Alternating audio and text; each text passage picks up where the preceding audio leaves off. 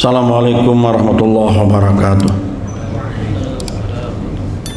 Innal hamdalillah nahmaduhu wa nasta'inuhu wa nastaghfiruh wa na'udzu billahi min shururi anfusina wa min sayyiati a'malina. May yahdihillahu fala mudilla lahu wa may yudlil fala hadiyalah. Asyhadu an la ilaha illallah wahdahu la syarikalah wa asyhadu anna Muhammadan abduhu wa rasuluh.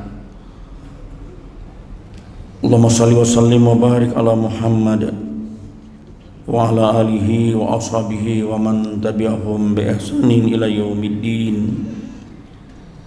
Qala Allah Ta'ala fi kitabihil karim, a'udzu billahi minasy syaithanir rajim. Ya ayyuhalladzina amanu taqullaha haqqa tuqatih wa la tamutunna illa wa antum muslimun. Ya ayyuhan nasu taqu rabbakumul ladzi khalaqakum min nafsin wahidah wa khalaqa minha zawjaha wa batha minhuma rijalan katsiran wa nisaa'a wattaqullaha alladzi tasaaluna bihi wal arham innallaha kana 'alaikum raqiba.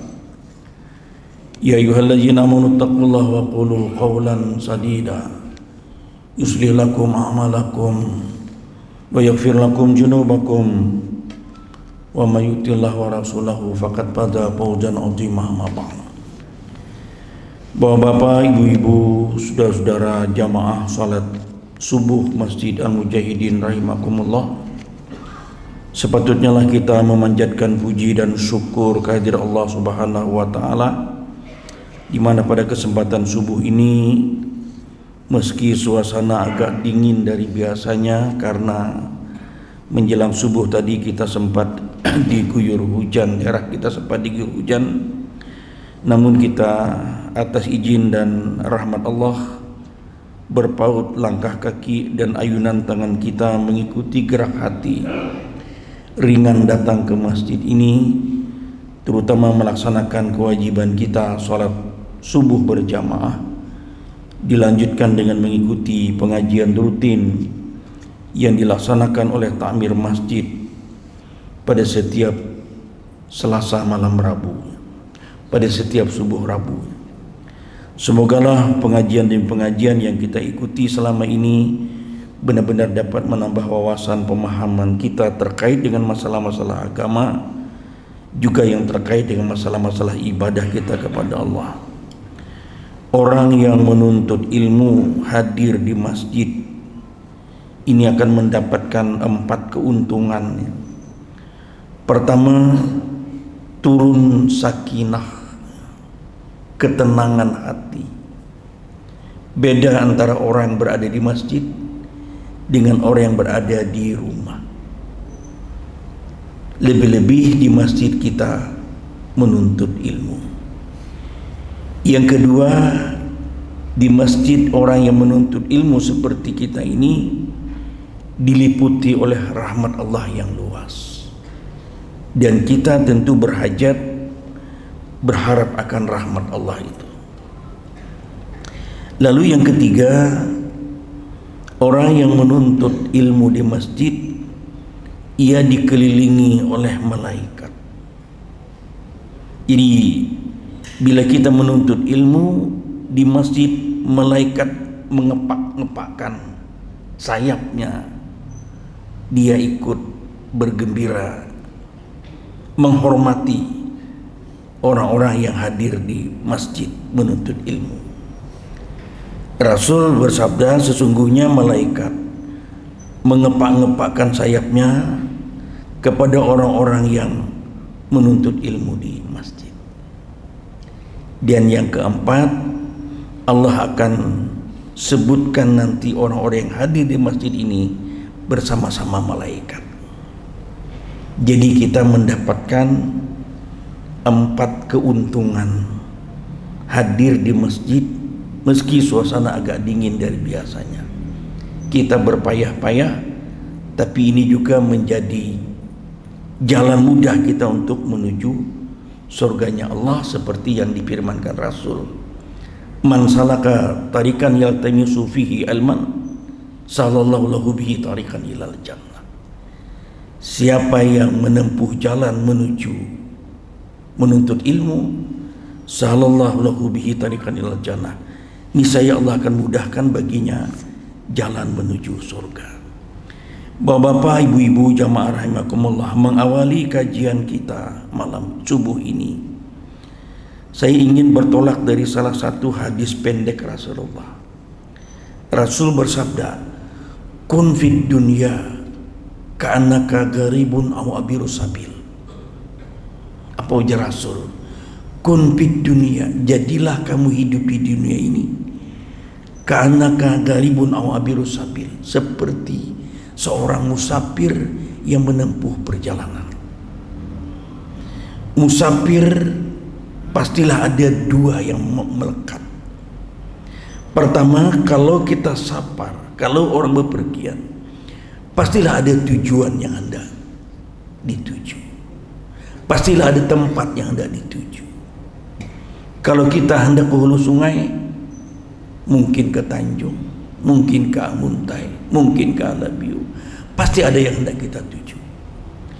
Yang kedua, kalau kita bepergian, pastilah kita berbekal, bersanggung. Jadi gambaran Rasulullah musafir seperti apa yang disabdakan dalam konteks ini. Zaman Rasulullah orang safar itu mengarungi perjalanan padang pasir yang hangat, yang panas. Tentu harus berbekal, paling tidak berbekal air, dan di samping bekal makanan-makanan. Kalau tidak cukup bekal, bukan saja ia tidak sampai ke tujuannya, tetapi malah bisa menderita di tengah perjalanan. Ini gambaran bahwa dunia ini hanyalah persinggahan. Dunia ini hanyalah sebentar. Maka sebagai persinggahan, kita harus bisa mendayagunakan, memanfaatkan dunia ini dengan berbekal takwa supaya kita sampai ke tujuan. Tujuan kita apa? Tujuan kita akhirat. Kesana kita harus menatap. Jadi selama kita di dunia ini, apapun pekerjaan kita, petani, pedagang, pegawai, pejabat, harus ada dalam benak kita, bagaimana, kayak apa aku setelah menghadapi kehidupan akhirat. Yang opsinya, pilihannya hanya ada dua, surga atau neraka. Di sini kita mempersiapkan bekal itu. Inilah ujar Rasul tadi, kun fid dunya ka'annaka gharibun aw abiru sabil. Dan bekal itu takwa. Batazawwadu fa inna khaira zadi taqwa wattaquni ya ulil albab. Berbekallah kamu, bersangulah kamu, dan sebaik-baik sangu itu adalah takwa. Wattaquni ya ulul albab, dan bertakwalah kamu wahai orang-orang yang berakal, ulul albab. Orang yang berakal, ulul albab di sini ialah orang yang mempersiapkan diri dengan berbagai amal ibadah untuk hari akhirat. Ulul albab, pintar dia. Apapun pendidikannya, apapun pekerjaannya, kalau ia mempersiapkan diri dengan amal ibadah. Karena itu maka jangan sampai kita terperdaya, tertipu dengan kehidupan dunia. Di dalam Al-Quran banyak ayat-ayat yang memberikan peringatan kepada kita, hati-hati dengan dunia, karena banyak orang yang tertipu dengan kehidupan dunia yang sesat, menjadikan dunia sebagai masa depan, padahal masa depan kita adalah akhirat. Di dalam surah Al-Hadid ayat 50, Allah ingatkan kepada kita terhadap 5 hal yang orang sering tertipu. Apa ujar Allah? I'lamu annamal hayatud dunya laibun walahun wajinatun wa tafahurum bainakum wa takatsurun fil amwali wal aulad. 5 di sini diingatkan kepada kita. I'lamu, ya Allah, ketahuilah olehmu, annamal hayatud dunya, sesungguhnya kehidupan dunia itu laibun, permainan, walahun, senda gurau yang melalaikan, wajinatun, perhiasan dunia itu, pernik-pernik, aksesoris, watafawurum bainakum, dunia itu tempat orang berbangga-bangga di antara kalian, watakatsurum fil amwali wal aulad, dan dunia sering digunakan orang untuk bermegah-megah. Bermegah-megah terhadap apa? Fil amwali wal aulad, terhadap banyaknya harta dan anak-anak. Bebanyakan harta, bersusugihan, bermegah-megahan, berpoya-poya. Di ujung ayat ini diingatkan lagi oleh Allah, wa mal hayatud dunya illa mataul gurur. Tidaklah kehidupan dunia ini kecuali tipu daya belaka. Jadi jangan sampai kita tertipu, kan itu diingatkan. Makanya penjaga neraka bingung melihat orang berduyun-duyun masuk neraka. Kenapa ini? Jakai berbahasa kita nih, kenapa bu ini kami ini berjurut masuk neraka nih, kenapa? Padahal Rasul sudah diutus lan bu ini kami, nabi-nabi sudah diturunkan, kitab petunjuk Al-Quran sudah turun, Rasul ke dada para nabi, ke dada al-ulama warasatul anbiya, ulama-ulama sebagai pewaris para nabi. Dia menyampaikan, lo masih tadinya lagi, padahal banyak sudah peringatannya. Heran, bingung nih, kenapa garang nih? Jadi jangan sampai kita seperti itu. Kalau sampai tak salah juga, jangan salahkan Allah Ta'ala lagi nih. Memang kita yang salah, banyak yang lalai. Ini ayat tadi. Jadi Allah ingatkan, innamal hayatud dunya laibun, permainan. Permainan itu bisa kita pahami bahwa permainan itu ada batasnya, habis ada waktunya. Yang kedua, permainan itu lebih banyak tipuan. Kalau sepak bola waktunya hanya 2 kali 45, draw juga tambah lagi 15, 2 kali 15, draw juga bertembak aja lagi.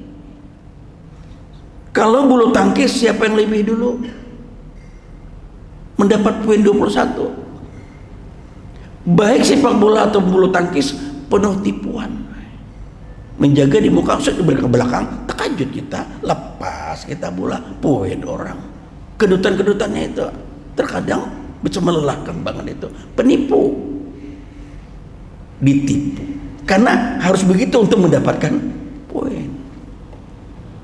Jadi inilah dunia itu diingatkan, karena ia penuh dengan tipu daya, karena ia permainan. Ujar penyanyi Ahmad Albar, apa judulnya? Dunia panggung sandiwara. Dunia ini panggung sandiwara. Kalau kita lihat di bait-bait dari lirik lagu Ahmad Albar itu, memang menggambarkan tentang banyaknya orang yang tertipu juga dengan kehidupan dunia. Karena dunia ini panggung, Bapak, panggung sandiwara. Sandiwara ini, mohon ini kadang ngerti lagi kanak-kanak. Kalau zaman anak-anak milenial jet ini kada paham nih sandiwara itu Pak. Sandiwara itu kan zaman kita bahari. Batama panggung-panggung tuh drum disusun dia tinggi-tingginya. Ada papan dari situ ke panggung pakai orang sandiwara. Kami bahari di Kalwato kalau sudah 2-3 bulan sekali sandiwara. Ada musim katam berkumpulan menyewa sandiwara. Sandiwara Ambuan Banjarnya juga ada tangan bawa nasang gada bahari. Apa anak gunjing bahari. Sandiwara Bapak. Sandiwara itu penuh dengan tipuan. Pelakon sandiwara itu dia berhasil bila bisa membawa penontonnya itu tertipu. Banyak yang menangis Bapak. Kalau ceritanya sedih. Pada menangisnya seorang pelakon sandiwara tidak berarti dia sedih. Banyak yang ketawa pelakonnya. Padahal ketawanya seorang pelakon belum tentu ia bahagia, ia gembira. Itu hanya kepalsuan. Lalu diibaratkan dunia panggung sandiwara. Banyak orang yang tertipu. Maka bahari itu pala kalau sudah sandiwara ini ada judulnya Ratapan Anak Tiri. Wah, batangisan Bapak. Ada judul bahari Ratapan Anak Tiri. Ada satu keluarga yang mengasuh anak tiri, mungkin dulu pernah bercerai lalu kawin lagi dengan istri barunya. Oh, di hadapan ayahnya ini anak ini dielus-elus, disayang-sayang. Tapi manakala ayahnya pergi bekerja, anak ini disariki, dimarahi, bahkan diumban, dipukuli. Ujar kita bahari bebantir-bantir. Kadanya lawan paikat Bang, kapok wara baka sumba. Mau main penontonnya ini makin sarik, kuria-kuria kakak-kakak ini menangis, tertipu Bapak di situ. Padahal kapok. Dia dulu salon awalan apa sakasumba, bantir kelihatannya, ngerti lah bantir lah, karena kami kadang ngerti bantir. Bantir tuh ya bebal-balar tuh. Mereka kayak kena paikat kada. Kayak Nabi itu orang tuanya datang pulang, oh mah dielus-elus, makin sarik penonton ini nih, mau jadi pengeramputnya nah ini nih. Nah ini berhasil Bapak orang menipu. Nah ini sandiwara ini bahari ini. Ada juga judul sandiwara bahari, memetik bunga tersentuh duri. Wah ini anak-anak remaja ini larang harga tiketnya ini kisah anak remaja ini. Tapi yang monumental sampai hari ini judulnya itu yang kisah orang Matapura. Nisan berlumur darah. Nah, tahu ya. Nisan berlumur darah. Itulah Bapak sandiwara. Jadi jangan sampai kita tertipu dengan keadaan sandiwara dunia. Jadi annamal hayatud dunya laibun. Yang kedua walahun. Dunia ini senda gurau yang melalaikan. Banyak orang lalai terbuang waktu dalam menghadapi dunia. Badung betengah malaman, berime betengah malaman, habang talinga, tertipu apa? Becatur baharian, tertipu Bapak, lalai. Maka kalau becatur itu Bapak ya lah. Ini setengah jam lagi maghrib nih. Hitung-hitung nih amat ini kan sampai maghrib nih amat nih. Haropai bisa sampai isanya amat nih. Oh kesini kiri jalannya pulang ini. Tertipu Bapak. Bidak tuh sini, puin ke sini, telajuk maju teh, kuda undur ke sini. Bah, sejam ke sini tamatan lagi. Tertipu Bapak. Nah yang kayak itu betangah harian Bapak. Becatur, bedung, berime, habang talinga. Aduh, tertipu. Jadi laibun walahun wajinatun, dunia ini perhiasan, pernik-pernik keja, kilo-kilonya aja, aksesoris orang, tapi isinya belum tentu. Ini sudah digambarkan. Dan yang keempat, watafahurum bainakum, dunia itu tempat orang berbangga-bangga di antara kalian. Jadi orang senang berbangga-bangga, bersombong-sombong.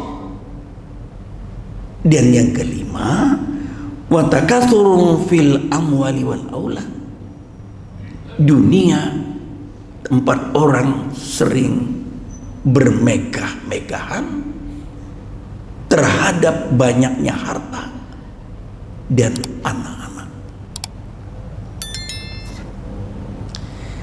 Padahal juga pada surah yang lain Allah ingatkan, alhaakumut takatsur hatta zurtumul maqabir. Bermegah-megahan itu melalaikan kamu hatta zurtumul maqabir, sampai kamu masuk ke dalam kubur. Ini bahayanya. Kalla sawfa ta'lamu, janganlah begitu jika kamu mengetahui dengan pengetahuan yang yakin. Summa kalla sawfa ta'lamu, jangan begitu. Sampai terakhir nanti kamu akan ditanya tentang kenikmatan yang kamu bermegah-megahan di dunia ini dalam surah Takasur. Ini digambarkan jadi orang banyak bangga dengan harta, fil amwal wal aulad. Dan akhir-akhir ini juga mindset di tengah-tengah masyarakat kita berubah. Orang dianggap status sosialnya tinggi, kemuliaannya dipandang dari kesugihannya, banyaknya harta. Amun sudah sidin nang sugih itu berpendapat biar salah kan banyak nama bujurakan. Tamun nang jaban ini bujur tuh nama ngajal-ngajal supaya padahal bujur sudah itulah. Bujur aja cuma statusnya. Ini di dalam pandangan manusia. Status dilihat dari situnya, kemuliaan dilihat dari situnya.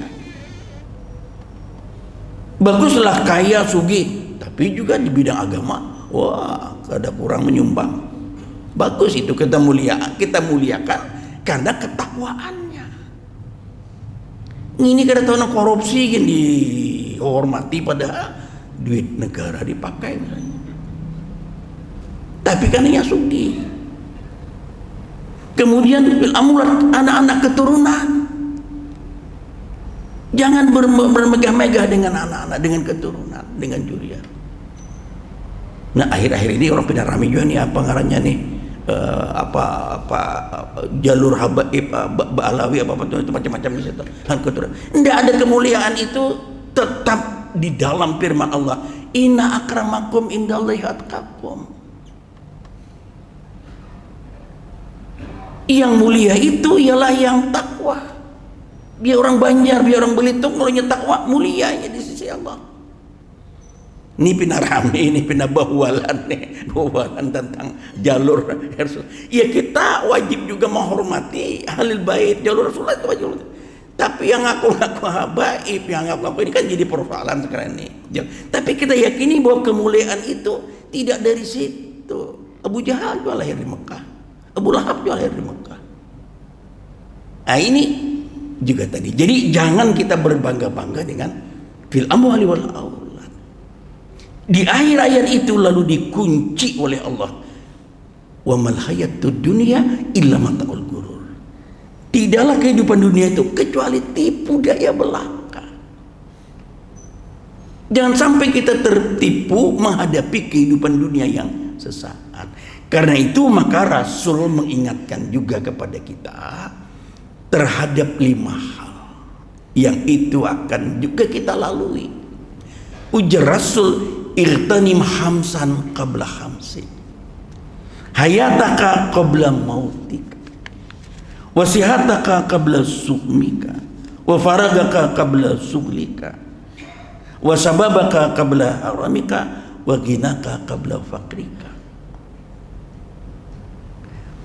Irtanim hamsan qabla hamsin, bersiap-siap kamu kepada 5 perkara sebelum datang yang 5 perkara. Pertama, hayataka qabla mautika, gunakan masa hidupmu sebelum datang saat kematianmu. Yang kematian itu pasti akan terjadi pada setiap orang, udah kita yakini itu. Kullu nafsin dha'iqatul maut, setiap apapun yang bernyawa pasti mati. Tidak bisa menghindar kita. Yang kaya, yang miskin meninggal. Yang kuat, yang lemah meninggal. Yang pejabat, yang jabat meninggal. Ainama takunu yudrikumul maut walau kuntum fi burujin musyayyadah. Dimanapun kamu berada, kematian pasti menjumpaimu, meski kamu bersembunyi dalam benteng yang kokoh. Mesti itu. Jadi kita ini menunggu giliran. Karena setiap hari ada orang yang dapat giliran. Setiap hari kita mendengar ada berita kematian. Itu gilirannya sampai. Kayak orang barisan juga. Siapa yang dapat hari ini, siapa yang dapat besok. Itu aja, kada beda Bapak. Kayak arisan di kampung. Bedanya kalau arisan di kampung kan orang bisa hendak minta berdahulu. Aku aja ada anak hauran nih, ada anak keperluan di Bapak kantinan, karena bulan depan kawal aku didahulukan. Ayo aja kada apa-apa. Tapi arisan kematian, siapa anak berdahulu dah? Hah? Kada ada anak berdahulu. Cuma kita harus yakin itu kan urusan Allah. Jadi kita menghadapi kematian ini harus siaga satu. Karena semuanya akan ke sana. Karena meninggal itu syaratnya kada bisa harus garing. Banyak nang sehat, jion beda Allah. Meninggal itu syaratnya kada harus tua, banyak nang anu beda Allah. Jangan rasa wah aku ini masih muda sehat nih. Enggak. Itu urusan Allah. Yang kedua, wasihataka qabla subika. Gunakan masa sehatmu sebelum datang masa sakit. Mumpung masa sehat, mumpung masih kuat, kuat-kuatlah dalam beribadah. Karena kita kalau sudah menurun kondisi kita, ya kita tentu menurun juga aktivitas beribadah.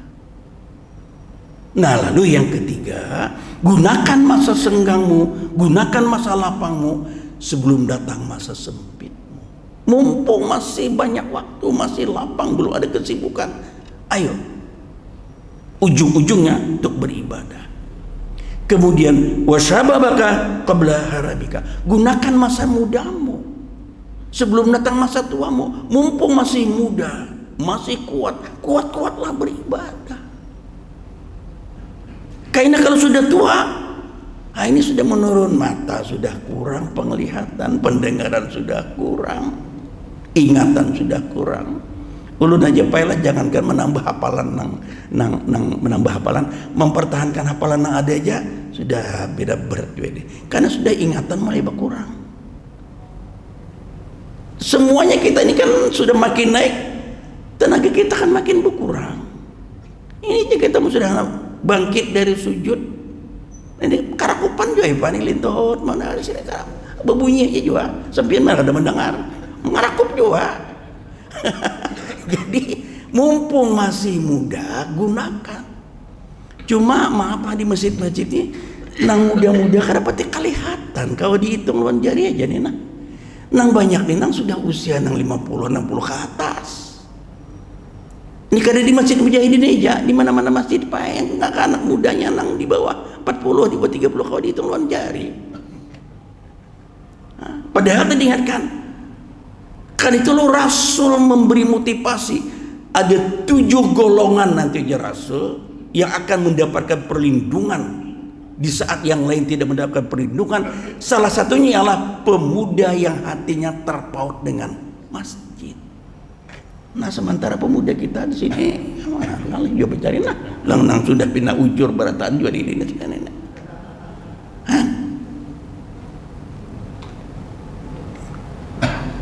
Ya makanya di cara main ini yang itu juga orang jaga berai waktu nang sudah dalam karamba juga sampean sudah biar kada berumpan dia ndak matuk juga. Ini kita menggait yang di luar nih ini juga orangnya. Ibarat ayam yang sudah dalam kurungan juga sudah. Jadi di situ maka sampai Rasul mengatakan salah satu golongan yang nanti akan mendapatkan perlindungan di hari akhirat adalah pemuda yang hatinya terpaut dengan masjid. Pemuda yang hatinya gemar di masjid. Wah ini kalau kita nak mencari di mana pemuda temorong, cari apa yang di banyak ada lampu-lampu yang beribu tuh apa ngarannya kafe itu. Wah di situ tuh pada pemuda tuh Pak. Di situ andaknya tuh Ada kalau yang kafe apa nang lampunya nang beribu tuh apakah diulah di situ kan mati cuma kita. Mungkin disediakannya wifi apa segalanya itu. Di situ nang menghorong benar. Nah, jadi kena perlu juga nih kalau ini dirancang masjid ini nanti ada tempat-tempat pemuda, siapkan lampu-lampu nomor 87, tempat dia ngaji, tempat dia tazkirah gitu. Jadi kita beri ruang juga waktu di situ.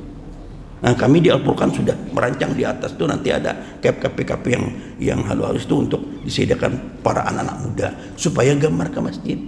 Ini kalau dihitungin melihat sini bilang, wah sudah tuh ibarataan juga ini sudah. Nah, ini Bapak. Jadi wasababaka qabla haramika, gunakan masa mudamu sebelum datang masa tuamu. Karena masa tua ini kan makin melemah, mata dapat ini karena pendengaran, penglihatan, ya ingatan. Ya tadi jangankan menambah ingatan hafalan nang baru, menghafal nang ada aja sudah susah mempertahankan karena memang sudah daya kita ini sudah berkurang karena faktor usia. Kalau ini sudah tahun kita bisa 70, ini 69 sudah. Mengharap juga batis mau naik ke atas apa bunyi juga, insya juga pernah karingan gitu sudah. Ini. Nah lalu yang berikutnya ujar Rasul, waghinaka qabla fakrika, gunakan masa kayamu sebelum datang masa miskin. Apa yang bisa kita infakkan, apa yang bisa kita sedekahkan, ayo kita gunakan. Karena itu kada dibawa bulik sebelum datang masa miskinmu. Orientasi hidup kita kan ke sana. Karena itu maka kita harus menjawab pertanyaan Allah. Apa ujar Allah? Ya ayyuhalladzina amanu taqul wal tanzur nafsum ma qaddamat liqad. Hendaklah setiap orang memperhatikan apa yang ia telah lakukan untuk hari esok. Liqad di situ. Kalimat itu diapit oleh kalimat takwa. Di sini takwa, di sebelahnya takwa. Artinya apa? Hendaklah setiap orang mempersiapkan diri dengan takwa untuk hari esok. Liqad. Allah menggunakan kata liqad di sini. Esok artinya akhirat itu dekat, Bapak. Habis malam esok, ya esok terjadi karena setiap hari orang kembali ke akhirat. Jadi dikotakan liqad di situ, besok ditanya akhirat. Artinya akhirat itu dekat. Karena itu maka jangan sampai kita tertipu dengan kehidupan dunia yang dekat dengan akhirat ini. Jangannya hidup di akhir itu 2 kali, karena habis sekali coba lagi aja kita coba-coba. Gambling kita, berspekulasi. Enggak. Hidup ini hanya sekali, kemudian kita mati, maka hendaklah berarti agar tidak menyesal di akhirat nanti. Sekali aja. Jangannya 2 kali, aja coba-coba barang dulu. Ada. Karena itulah banyak orang yang menyesal digambarkan oleh Al-Quran. Tapi menyesalnya kadung sudah di akhirat. Wa qalu law kunna nasma'u aw naqilu ma kunna bi ashabis sa'ir. Mereka berkata, wa qalu, nah dalam neraka ini berkata, law kunna nasma'u aw naqilu, andai kata dahulu nih aku menggunakan telinga untuk mendengarkan peringatan-peringatan Allah, atau aku menggunakan akal untuk memahami peringatan-peringatan Allah, makunna bi ashabis sa'ir, pastilah aku tidak termasuk penghuni neraka sa'ir, neraka yang menyala-nyala. Menyesal karena tidak menggunakan telinga untuk mendengarkan peringatan Allah, tidak menggunakan akal untuk memahami ayat-ayat Allah. Nah, alhamdulillah bapak-bapak yang senang rajin datang ke masjid mengikuti taklim seperti ini bagian dari mendengarkan peringatan-peringatan Allah. Mudahan kita tidak akan menyesal nanti karena kita selama hidup menggunakan telinga, indera, mata dan kita untuk memahami ayat-ayat Allah. Mudah-mudahan Allah Subhanahu wa taala tetap memberikan kesehatan, kekuatan kepada kita lahir dan batin, dan ujung-ujungnya kita bisa meraih surganya Allah, Jannatun Naim. Subhanakallahumma bihamdika asyhadu an la ilaha illa anta astaghfiruka wa atubu ilaik. Salah hilaf mohon dimaafkan, bila taufik wal hidayah. Assalamualaikum warahmatullahi wabarakatuh.